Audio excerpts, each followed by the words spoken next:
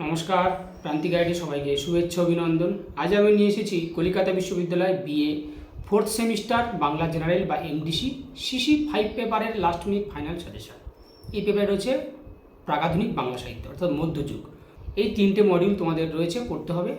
তাই আমি দিয়ে দিচ্ছি লাস্ট মিনিট ফাইনাল সাজেশন। অবশ্যই ফলো করবে, যেমনভাবে বলবো ঠিক তেমনভাবেই ফলো করবে, যে গাইডলাইনটা দেবো। পরীক্ষা প্রস্তুতিতে এক ধাপ এগিয়ে থাকতে, ভালো রেজাল্ট করতে গেলে বা পাস করতে গেলে প্রান্তিক গাইডের লাস্ট মিনিট ফাইনাল সাজেশন অর্থাৎ এই ব্রহ্মাস্ত্রটা অবশ্যই ফলো করবে, কেউ মিস করবে না। দেখো, ভালো রেজাল্ট আমি সবসময় টার্গেট দিই 70% এমডিসিদের জন্য পাওয়া যায়। তার জন্য টেক্সটগুলো পড়তে হবে, টেক্সট।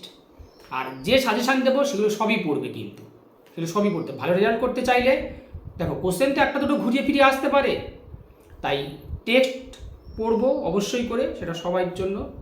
এবং ভালো রেজাল্ট করতে চাইলে অবশ্যই আমি সাজেশানের মধ্যে থেকে সবগুলো পড়বো, কারণ প্রান্তিক গাইডের সাজেশান বেস্ট কোয়ালিটি নাম্বার 1। যেমনভাবে বলবো ঠিক তেমনভাবেই ফলো করবে। তাই যেগুলো দেবো সেগুলোই করে যায়। যেগুলো সুপারস্টার মারবো সেগুলো আগে মুখস্থ করবে, যেগুলো অল্প স্টার মারবো তারপরে, আর যেগুলো দেখে বলবো তেমনভাবে, অর্থাৎ যে গাইডলাইনটা বলবো ঠিক সেই গাইডলাইনটা ফলো করবে। সুপারস্টারগুলো আগে মুখস্থ করো, অল্প স্টার তারপরে, এরকম এই প্যাটার্নেই মোটামুটি তোমরা পড়াশোনা করো, অবশ্যই সাকসেস হবে। প্রান্তিক গাইড তোমাদের সেবায় রয়েছে, পাশে রয়েছে। দেখো, তোমাদের যে 1 নাম্বার 15টা শর্ট কোশ্চেন পড়ে, সেখানে কিন্তু টেক্সট ওয়াইজ কোশ্চেন হবে। আরেকটা জিনিস, এই পেপারের অর্থাৎ তোমাদের যে সিসি 5 বৈষ্ণব পদাবলী শাক্তবলী Chandimangal previous years question answer solution পূর্ববর্তী, মানে 100টার বেশি, প্রায় 150টার মতো প্রশ্ন রয়েছে। মানে বুঝতেই পারছো কতগুলো প্রশ্ন রয়েছে।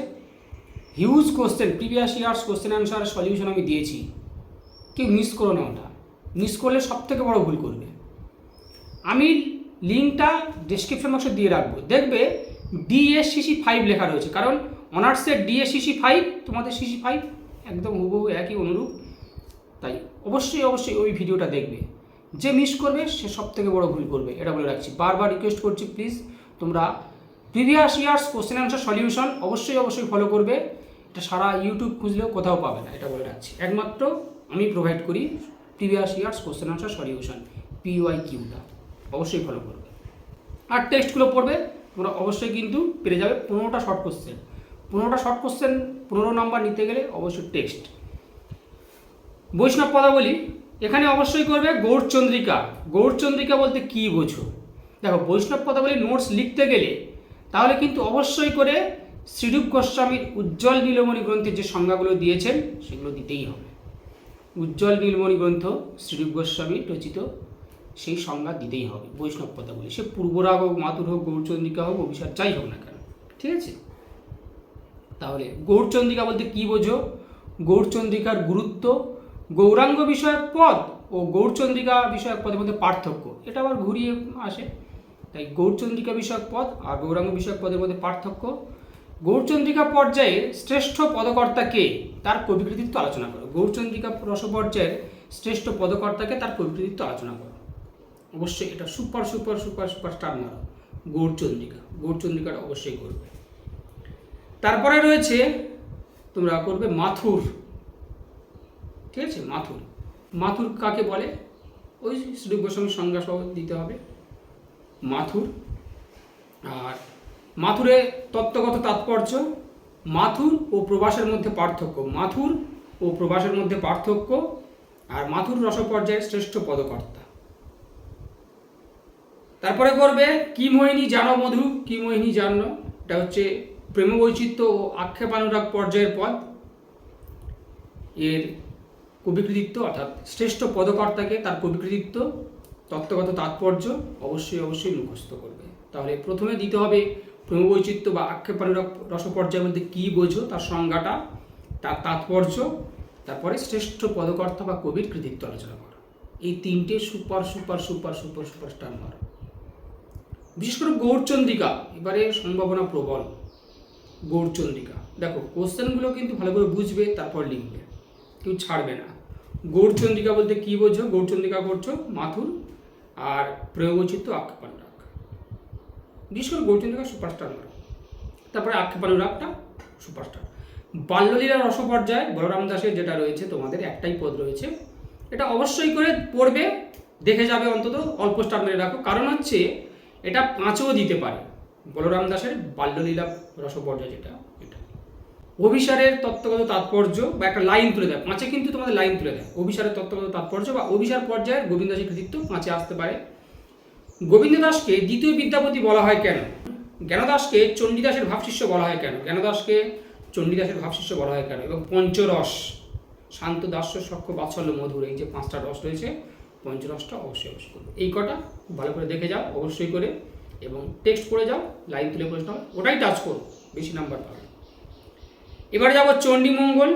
চণ্ডীমঙ্গল থেকে সুপারস্টার মারো, কালকেতু চরিত্র, ফুল্লরা চরিত্র, দুটো করো। যারা এখনো পর্যন্ত কিছু করনি তারা বললো দুটো করো। কালকেতু ফুল্লরা অবশ্যই মুখস্থ করো, আর মুরারিশীল 5-এ আসবে। ঠিক আছে, তাহলে ওখান থেকে করছো গৌরচন্দ্রিকা, এখান থেকে কালকেতু ফুল্লরা। এইবারে তোমাদের বলবো ঔপন্যাসিক চেতনা, দুটো তো কোশ্চেন আসে। ঔপন্যাসিক চেতনা, যা এ যুগে জন্মগ্রহণ করিলে তিনি কবি না হইয়া ঔপন্যাসিক হইতেন। কবি কঙ্কন মুকুন্দ চক্রবর্তী, তার ঔপন্যাসিক চেতনা। এবং মুকুন্দ চক্রবর্তী দুঃখ বর্ণনার কবি, কিন্তু দুঃখবাদী কবি নন। তাকে দুঃখ বর্ণনার কবি বলা হলেও তিনি কিন্তু দুঃখবাদী কবি নয়। আলোচনা করো, এই দুটো খুব ভালো করে করে সুপারস্টার। দুটো পরে 4টে দিলাম, 4টে থেকে দুটো আসবে। কালকেতু ফুল্লরা আগে মুখস্থ করবে, যারা কিছু পড়োনি যাও না, বা যারা পাস করলে হবে, আমি বলবো কালকেতু ফুল্লরা সুপারস্টার বলে আগে মুখস্থ করো, কমপ্লিট। যারা ভালো রেজাল্ট করতে চাও, ভালো নাম্বার তুলতে চাও, তাহলে দুঃখ বর্ণনার কবি কিন্তু দুঃখবাদী কবি নয়, ঔপন্যাসিক চেতনা। এবার মুরারিশীল 5-এ আসবে। 5-এ আরও কীরকম আসে দেখো, 12 মাসা, ফুল্লরার 12 মাসা, হাস্যরস, এটা আবার অনেক সব 15 দেয়, হাস্যরস, কালকেতুর ভোজন অংশে হাস্যরস বা কালকেতুর ভোজন, এরকম 5-এ আসে এবং লাইন তুলে প্রশ্ন হয়। তোমরা দেখো অনার্সদের তো সিসি 5টা, ডিএসসি 5টা হলো, 5-এর কিন্তু লাইন তুলে হবে, 1-এরও লাইন তুলে হবে। এবারে যাব শাক্ত পদাবলী। শাক্ত পদাবলী থেকে কমলাকান্ত ভট্টাচার্যের কবিকৃতিত্ব আলোচনা করো। শাক্ত পদকর্তা হিসাবে কমলাকান্ত ভট্টাচার্যের কবিকৃতিত্ব আলোচনা করো, ঠিক আছে। আর মাতৃচরণের শরণাগতি ও মায়ের পায়ে অনন্ত নির্ভরতাই দুঃখ জয়ের সেরা উপায়। মাতৃচরণের শরণাগতি, মায়ের পায়ে অনন্ত নির্ভরতাই দুঃখ জয়ের সেরা উপায়। আর আগমনী ও বিজয়া গানকে কেবল ধর্মীয় গীতি হিসাবে না দেখে মা মেয়ের দৈনন্দিন জীবনের সামাজিক চিত্র হিসাবে দেখা হয়েছে। এইগুলো একটু দেখে যা, অল্প স্টার মারো। কিন্তু আমি বলবো খুব মনোযোগ দিয়ে শুনবে, এই 3টে কোশ্চেন বলবো, উত্তর কিন্তু সব একই হবে। 3টে নোটস যাদের কাছে আছে, আলাদাও 18 আর 20 মধ্যে যা তফাৎ, এই 3টে নোটসের উত্তর ঠিক ততটাই তফাৎ। শাক্ত সাধনা ও ভক্তিবাদকে ছাপিয়ে বড় হয়ে উঠেছে মানবিক আবেদন। শাক্ত সাধনা ও ভক্তিবাদকে ছাপিয়ে বড় হয়ে উঠেছে মানবিক আবেদন। ভক্তের আকুতি দুঃখ কষ্ট পীড়িত মানব মনের আকুতি। শাক্ত কবিরা ছিলেন মাতৃহৃদয়ের সুনিপুণ শিল্পী। শাক্ত কবিরা ছিলেন মাতৃহৃদয়ের সুনিপুণ শিল্পী। খুব ভালো করে শুনবে, আমাদের যে শাক্ত পদাবলী, সেখানে মূল থিমটা কি? ভক্তের আকুতি লাভ। ভক্ত কবি রামপ্রসাদ সেন তিনি বারবার মায়ের চরণে আশ্রয় লাভের প্রার্থনা জানাচ্ছেন। তিনি চাইছেন মা তাকে আশ্রয় দিক, উদ্ধার করুক। তিনি বারবার তাকে স্মরণ করছেন, তার শরণাপন্ন হচ্ছেন। এটাই, তা আমরাও ভক্ত ঠিক তেমনই। তাই ভালো করে বুঝবে, শাক্ত সাধনা ও ভক্তিবাদকে ছাপিয়ে বড় হয়ে উঠেছে মানবিক আবেদন। ভক্তের আকুতি দুঃখ কষ্ট পীড়িত মানব মনের আকুতি। খুব ভালো করে প্রশ্ন লেখা নেওয়ার পরে ভাবো, একই। শাক্ত কবিরা ছিলেন মাতৃহৃদয়ের সুনিপুণ শিল্পী। 3টে নোটস, উত্তর প্রায় একই। একটা নোটস তৈরি করে নিতে পারো, এই 3টে অবশ্যই করো, একটা অন্তত পাবে। মানে একটাই উত্তর ওই লিখে দিয়ে আসবে, আর কিচ্ছু করার নেই। এইবারে যেগুলো অল্পস্টার দেখে যাবে, সামাজিক ও ধর্মনৈতিক চেতনা। শাক্ত পদাবলী সামাজিক ও ধর্মনৈতিক চেতনা। শাক্ত পদাবলী, এটা ভালো প্রশ্ন, এটা অল্পস্টার মারো অন্তত। শাক্ত পদাবলীর সর্বত্র মাধুর্য ও ঐশ্বর্য ভাবের প্রকাশ ঘটেছে। শাক্ত পদাবলীর সর্বত্র মাধুর্য ও ঐশ্বর্য ভাবের প্রকাশ ঘটেছে, আলোচনা করো। আর ভক্তের আকুতি পর্যায়ের পদে তৎকালীন সমাজ জীবনের যে চিত্র ফুটে উঠেছে, ওই সমাজের, ওই ভক্তের আকুতি পর্যায়ের পদে সমাজের চিত্র বলতে ওই দুঃখ কষ্ট পীড়িত মানব মনের যে সমস্ত, ওইগুলো থেকে লিখে দিলে হয়ে যাবে। ওই 3টে নোটস খুব ভালো করে করো, একটাতেই হয়ে যাবে। ভক্তের আকুতি পর্যায়ের পদে তৎকালীন সমাজ জীবনের যে চিত্র ফুটে উঠেছে, এই কটা খুব ভালো করে যাও। দেখো শাক্ত পদাবলীর যে নোটসগুলো আমি বললাম, প্রশ্নগুলো প্রায় অনুরূপ, কোশ্চেনের সঙ্গে ভালো করে ম্যাচিং করে দেখো, থিমটাকে ভাবো, বিষয়বস্তুটাকে ভাবো, উত্তর প্রায় সব একই হবে। তাই তোমরা নিজেরা লিখতে পারবে, একটাও কোশ্চেন ছাড়বে না, এটুকু বলার। আমি ঠিক যেমনভাবে বললাম তেমনভাবেই ফলো করো। শাক্তপদাবলী নিয়ে কারো কোনো চিন্তা নেই, যেটা লিখবে সেটাই সঠিক। অর্থাৎ যে কোনো একটা নোটস খুব ভালো করে করো। ভক্তের আকুতি থেকে মানব মনের আকুতি, দুঃখ কষ্ট পীড়িত আকুতি, এইগুলো একটা নোটস খুব ভালো করে মুখস্থ, অন্যগুলো দেখে যাও, রিডিং দাও, দিয়ে যাই আসলে কেন ওই লিখো। আর আগমনী বিজয়া থেকে যেগুলো রয়েছে মহামের দৈনিক জীবনের ওই একটা লিখলে হয়ে যাবে। ব্যাস, এভাবেই পড়াশোনা করো, ফলো করো, অবশ্যই আপনার সাকসেস হবে। যেগুলো দিলাম যেমনভাবে বললাম ঠিক তেমনভাবে ফলো করো। আর এই পেপারে যারা নোটস সংগ্রহ করতে চায় অবশ্যই স্ক্রিনে দেওয়া নাম্বার যোগাযোগ করবে। খুব স্বল্প পারিশ্রমিকে আমি নোটস প্রোভাইড করি।